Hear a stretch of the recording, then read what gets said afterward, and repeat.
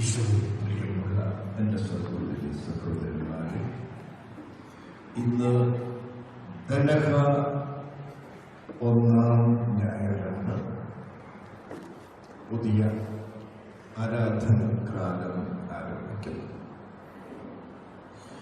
നാം വായിച്ചു കേട്ട തിരുവചനത്തിന്റെ ഉള്ളടക്കം എന്താണെന്ന് വെച്ചാൽ,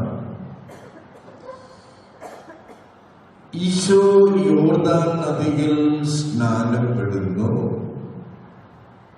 സ്നാനവേളയിൽ പരിശുദ്ധാത്മ അഭിഷേകം ലഭിക്കുന്നു.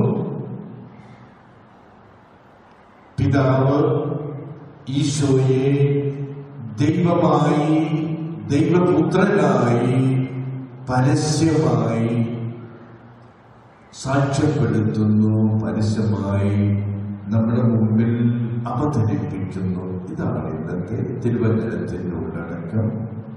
ഈശോ യോർദാനിൽ സ്നാനം സ്വീകരിക്കുന്നു.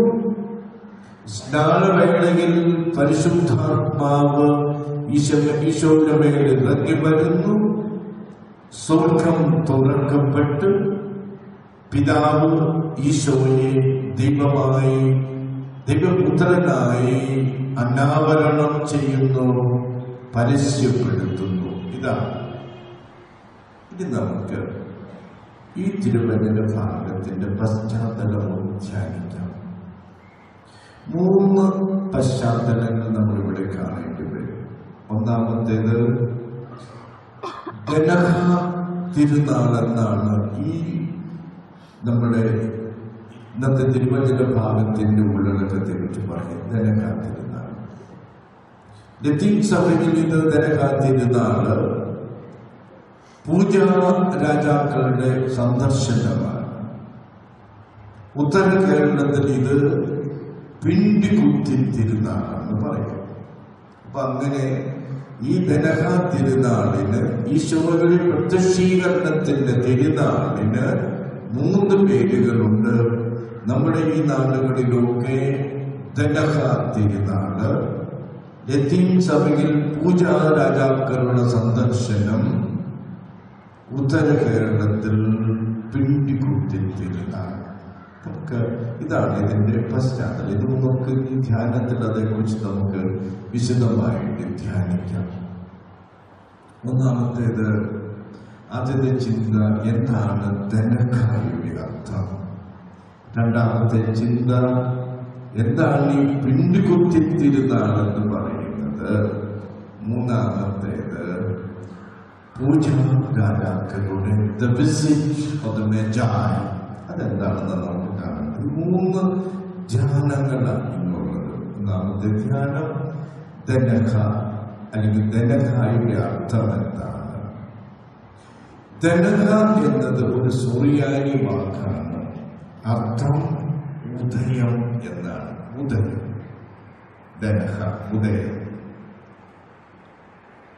ഈ ധനക തിരുനാളിൽ നാം വായിച്ചു കേട്ടതുപോലെ നമ്മൾ അനുസ്മരിക്കുന്നത് യോർദാൻ നദിയിലെ ഈശോയുടെ സ്നാനമാണ്, ജ്ഞാനസ്നാനമാണ്.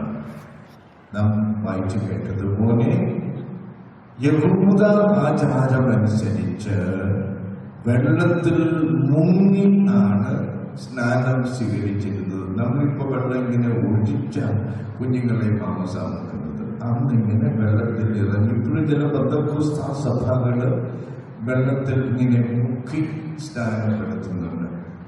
അപ്പൊ അങ്ങനെ യോഹന്നാന്റെ അടുത്ത്, യോർദാൻ നദിക്കരയിൽ സ്നാനം കൊടുത്തുകൊണ്ടിരുന്നപ്പോൾ അവിടേക്ക് ഈശോ വരികയാണ്. ഈശോയെ സ്നാനപ്പെടുത്തുവാൻ ആദ്യം സ്നാപകൻ വിസമ്മതിക്കുന്നുണ്ടെങ്കിലും പിന്നീട് ഈ സ്നാപകൻ സമ്മതിക്കുന്നുണ്ടെന്നതും നമ്മൾ കാണുന്നുണ്ട്. അപ്പൊ അങ്ങനെ ഈശോ യോർദാൻ നദിയിൽ സ്നാനപ്പെടുമ്പോൾ സ്വർഗം തുറക്കപ്പെടുന്നതായി നമ്മൾ കാണുന്നു. സ്വർഗത്തിൽ നിന്ന് പ്രാപിന്റെ രൂപത്തിൽ പരിശുദ്ധാത്മ അഭിഷേകം നടക്കുന്നു ഈശോയുടെ മേൽ. അതോടൊപ്പം തന്നെ സ്വർഗത്തിൽ നിന്നും പിതാവിന്റെ അനുഗ്രഹ വചസ്സുകള് അഭിഷേക വചസ്സുകൾ നമ്മൾ കേൾക്കുന്നു, ഇവൻ എന്റെ പ്രിയപുത്രനാകുന്നു എന്ന്. ഇത് നമുക്ക് ചിന്തിക്കാനുള്ള മറ്റൊരു ധ്യാനം എന്താണെന്ന് വെച്ചാൽ, ഈശോ ചോദിക്കുന്നുണ്ട്, ഈശോയോട് സ്നാപകൻ ചോദിക്കുന്നുണ്ട്, നിന്നിൽ നിന്നും ഞാനല്ലേ സ്ഥാനം സ്വീകരിക്കേണ്ടത്, പിന്നെ എന്താ നീ എന്റെ അടുത്ത് വരുന്നത് എന്ന്. കാരണമുണ്ട്, യഹൂദ പാരമ്പര്യത്തിൽ സ്നാനം സ്വീകരിച്ചിരുന്നത് പാപികൾ. അപ്പൊ പാപികളായ മനുഷ്യരാണ് സ്നാനം സ്വീകരിക്കാൻ വന്നിരുന്നത്. മാനസാന്തരപ്പെടുവിലെന്ന് സ്നാപകൻ പ്രസംഗിച്ചിരുന്നു. മാനസാന്തരത്തിന്റെ സൂചനയാണ് സ്നാനം ചെയ്യുക. അപ്പോ അതാ ഈശോയോട് സ്നാപകൻ ചോദിക്കുന്നത്, ഞാൻ നിന്നിൽ നിന്നും സ്നാനം സ്വീകരിക്കാൻ നീ എന്തുകൊണ്ട് എന്റെ അടുത്തേക്ക് വരുന്നു എന്ന് ചോദിക്കുമ്പോൾ ഈശോ പറയാൻ, ഇപ്പോൾ ഇത് ഇങ്ങനെ സംഭവിക്കട്ടെ എന്ന്. ഈശോ സ്നാനം സ്വീകരിക്കാൻ വന്നതിന് 3 കാരണങ്ങളുണ്ട്.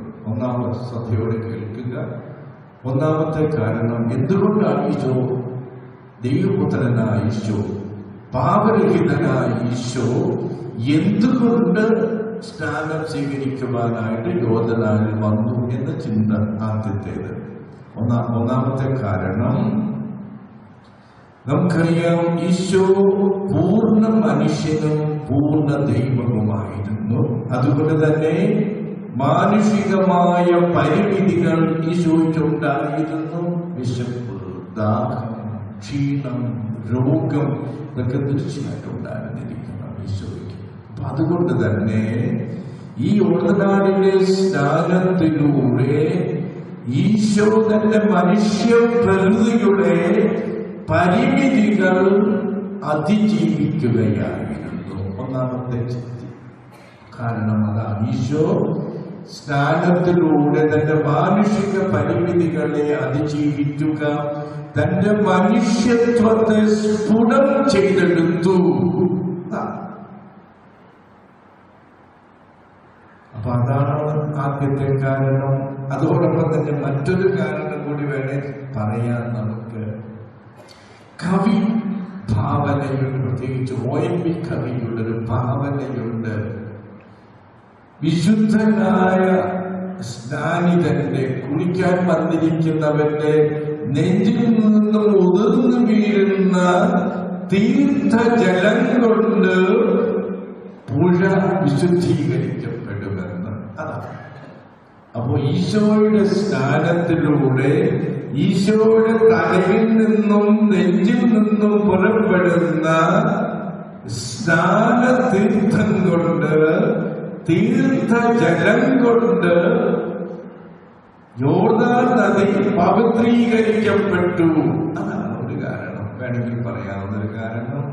ഇനി രണ്ടാമത്തെ കാരണം എന്താണെന്ന് വെച്ചാൽ, ഈശോയ്ക്ക് ഒന്നല്ല 2 സ്നാനം ഉണ്ടായിരുന്നു. വെള്ളത്തിന്റെ സ്നാനവും രക്തത്തിന്റെ സ്നാനവും നമ്മൾ കാണുന്നുണ്ട്. ഈശോ കുരിശിൽ കിടക്കുമ്പോൾ പടയാളികൾ വന്ന് കുന്തം കൊണ്ട് കുത്തി കർത്താവിന്റെ വിലാപനം തുളയ്ക്കുമ്പോൾ രക്തവും വെള്ളവും പുറപ്പെട്ടു എന്ന് നമ്മൾ വായിക്കുന്നുണ്ട്.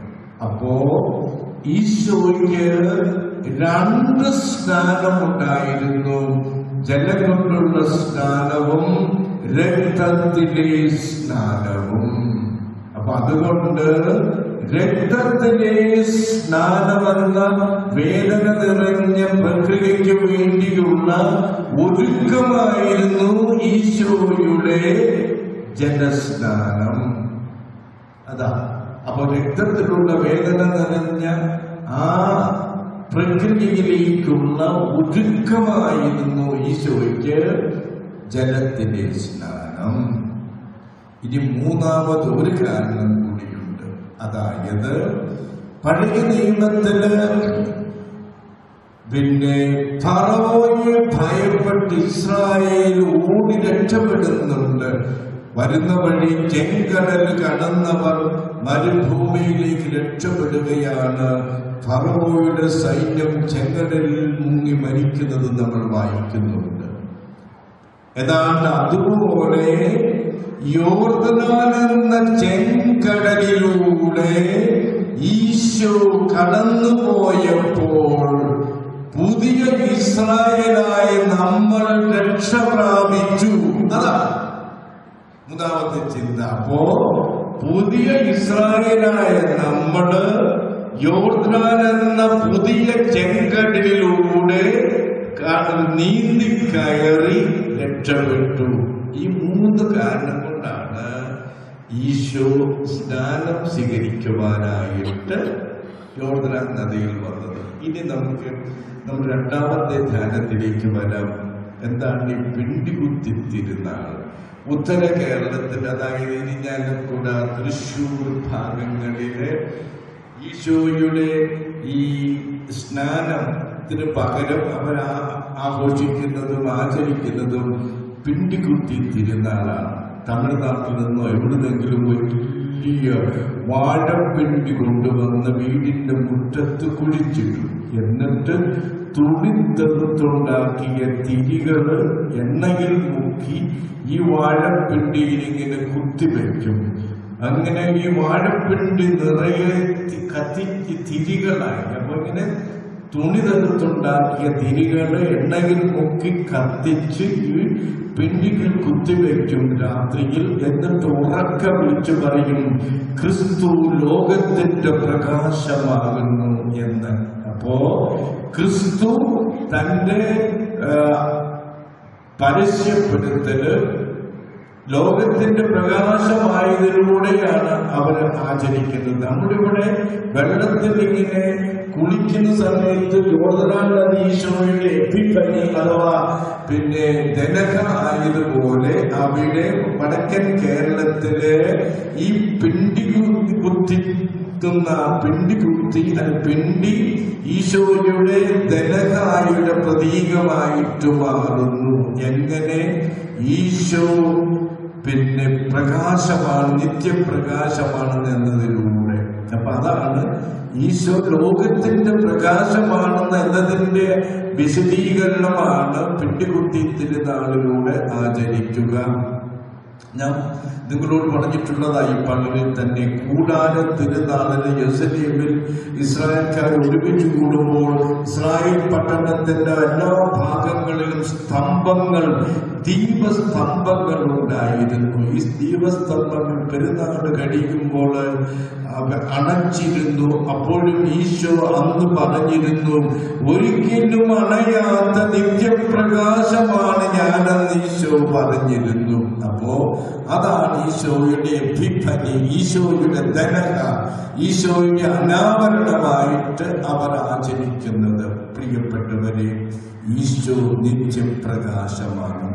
ഇരുട്ടിനെ ഇഷ്ടപ്പെടുന്ന ഒരു ലോകത്തിൽ വെളിച്ചം ദുഃഖമാണുണ്ണി, തമസല്ലോ സുഖപ്രദമെന്ന് പറഞ്ഞുകൊണ്ട് അക്കിത്തം എന്ന കവി എഴുതി വെച്ച കവിത വായിച്ച് അതിൽ മുഴുകി പോകുന്നവരോട് പറയാനുള്ളത്, ഈശോ ലോകത്തിന്റെ പ്രകാശമാകുന്നു. അവനെ അനുഗമിക്കുക. ഇരുട്ടിനെ വിട്ടിട്ട്, ഇരുട്ടിന്റെ ചെയ്തികളെ വിട്ടിട്ട് അവനെ അനുഗമിക്കുക. കാടലിൽ ന്യൂമനെ പോലെ നിത്യമാം പ്രകാശമേ എന്നെ നയിച്ചാലെന്ന് കാട്ടിൽ ന്യൂമൻ പാടിയതുപോലെ നമുക്കറിയാം, എന്നോടൊത്ത് ക്രിസ്തു ഉണ്ടെങ്കിൽ പാതിരാവും എനിക്ക് നട്ടുച്ചയാകും, എന്നോടൊത്ത് ക്രിസ്തുവില്ലെങ്കിൽ നട്ടുച്ചയും എനിക്ക് പാതിരാവായിട്ട് മാറുന്നത് പോലെ ക്രിസ്തുവാകുന്ന വെളിച്ചത്തോടൊത്ത് നിൽക്കുക. ഇനി മൂന്നാമത്തെ നമ്മുടെ ധ്യാനം, വിസിറ്റ് ഓഫ് ദ മേജായി, പൂജാരാജാക്കളുടെ സന്ദർശനം. നമുക്കറിയാം, കിഴക്കിന്റെ രാജാക്കളായിരുന്ന മെൽക്കിയോറും ഗാസ്പറും ബൽത്താസറും, പൂജാരാജാക്കൾ ഇവർ ഈശോയ്ക്കുള്ള കാണിക്കയുമായിട്ട് വിദൂര ദേശത്തു നിന്നും ജെറുസലേമിലേക്ക്, ബേത്ലഹേമിലേക്ക് പുറപ്പെടുകയാണ്. അപ്പൊ അവിടെ വന്നവര് ഈശോയെ പുൽക്കൂട്ടിലേക്ക് പോകുന്നതിന് പകരം അവരെ നയിച്ച നക്ഷത്രത്തിന്റെ പിന്നാലെ അവർ വരികയാണ്. അങ്ങനെ നക്ഷത്രത്തിന്റെ പിന്നാലെ വന്നപ്പോൾ പോരുന്ന വഴിക്ക് ഒരു കൊട്ടാരം കണ്ടു. കൊട്ടാരത്തിൽ കയറി കൊട്ടാരത്തിലെ രാജാവിനോട് ചോദിക്കാമെന്ന് കരുതി ഉണ്ണി അവിടെ പിറക്കുമെന്ന് നമുക്കറിയാം. പിന്നെ നടന്നത് എന്താണെന്ന് ഹെറോദസ് രാജാവ് അവരെ വഴിതെറ്റിക്കുന്നത് നമ്മൾ കാണുന്നുണ്ട്. പ്രിയപ്പെട്ടവരെ, ദൈവത്തെ അന്വേഷിക്കുന്ന വഴിയിൽ വഴിതെറ്റിക്കുന്ന കൊട്ടാരങ്ങൾ കടന്നു വരും, വഴിതെറ്റിക്കുന്ന സുഖഭോഗങ്ങൾ കടന്നു വരും. ദൈവത്തെ അന്വേഷിക്കുന്ന വഴിയിൽ ഓർത്തിരിക്കുക, വഴിതെറ്റിക്കുന്ന കൊട്ടാരങ്ങളിൽ പെട്ട് ക്രിസ്തുവിനെ നഷ്ടപ്പെടാതിരിക്കുവാൻ വേണ്ടി ഈ പാവം പൂജാരാജാക്കൾ പോലെ ഒരു വേള അവർ കൊട്ടാരത്തിന് പുറത്തിറങ്ങിയപ്പോഴാണ് വീണ്ടും നക്ഷത്രം വരുന്നത്. ആ നക്ഷത്രം അവർ ക്രിസ്തുവിന്റെ കൂട്ടിലെത്തിക്കുന്നു. അവരെ അവിടെ അവർ പൊന്നും മീറയും കുന്തിരിക്കവും അവിടെ കാഴ്ചവെക്കുന്നു. പൊന്ന് ഈശോയുടെ രാജത്വത്തിന്റെ പ്രതീകം, കുന്തിരിക്കം ഈശോയുടെ പൗരോഹിത്യത്തിന്റെ പ്രതീകം, മീറ ഈശോയുടെ മരണത്തിന്റെ പ്രതീകം. ഈശോയുടെ മരണത്തിന്റെയും രാജത്വത്തിന്റെയും പൗരോഹിത്യത്തിന്റെ പ്രതീകമായിട്ടാണ് പൊന്നും മീറയും കുന്തിരിക്കും അവർ ഈശോയ്ക്ക് കാഴ്ചയായി സമർപ്പിക്കുന്നത്. പ്രിയപ്പെട്ടവരെ, നമ്മൾ ദൈവത്തെ അന്വേഷിക്കുന്നവരാകണം. ദൈവത്തെ അന്വേഷിച്ച് നമ്മൾ ഒരു ചുവട് വെച്ചാൽ ദൈവം 2 ചുവട് നമ്മുടെ പക്കലേക്ക് വയ്ക്കും. ഈ നക്ഷത്രത്തെ കാണിച്ച് ഈ പൂജാരാജാക്കളെ പുൽക്കൂട്ടിലേക്ക് നയിച്ചതുപോലെ ദൈവത്തെ അന്വേഷിക്കുന്നവർ, ദൈവത്തെ തേടുന്നവരായിട്ട് മാറുക. ദൈവം നമ്മെ കൈപിടിച്ച് നടത്തും. പക്ഷെ പോകുന്ന വഴിയിൽ ഒരിക്കലും വഴിതെറ്റിക്കുന്ന കൊട്ടാരങ്ങൾ കണ്ട് അവിടെ കയറുന്നത്, അവിടെ കയറിയാൽ നമുക്ക് ഈശോയെ നഷ്ടപ്പെടും. പ്രിയപ്പെട്ടവർ, ഇതാണ് നമ്മുടെ ധ്യാനം. ഒന്നാമത്തത് ഞാൻ പറഞ്ഞു, പെനക്കായുടെ അർത്ഥം എന്നാണ് ഞാൻ സൂചിപ്പിച്ചു. രണ്ടാമത്തത് ഉത്തര കേരളത്തിന്റെ പിണ്ടിപ്പെരുന്നാളിന്റെ അർത്ഥം ഞാൻ പറഞ്ഞു തന്നു. നാലാമത്തേത് മേഘായുടെ വിസിറ്റിന്റെ കാര്യമാണ് ഞാൻ പറഞ്ഞിരുന്നു. പിന്നെ മെക്കിയോ, ബൽത്താസോ തുടങ്ങിയവർ പൊന്നും മീറയും കുന്തിരിക്കുമായി വന്നത് ഞാൻ നിങ്ങളോട് സൂചിപ്പിച്ചു. പ്രിയപ്പെട്ടവരെ, അവസാനത്തെ ദൂതായി നമുക്ക് ഞാൻ ലോകത്തിന്റെ പ്രകാശമാകുന്നു, എന്നെ അനുഗമിക്കുന്നവൻ അന്ധകാരത്തിൽ നടക്കുകയില്ല എന്ന് ഈശോയുടെ വാക്കുകൾ നമുക്ക് പലവട്ടം ഉള്ള നിങ്ങൾക്ക് എല്ലാവർക്കും തിരുനാളിൻ്റെ അല്ലെങ്കിൽ എപ്പിഫനി എന്ന തിരുനാളിൻ്റെ നല്ല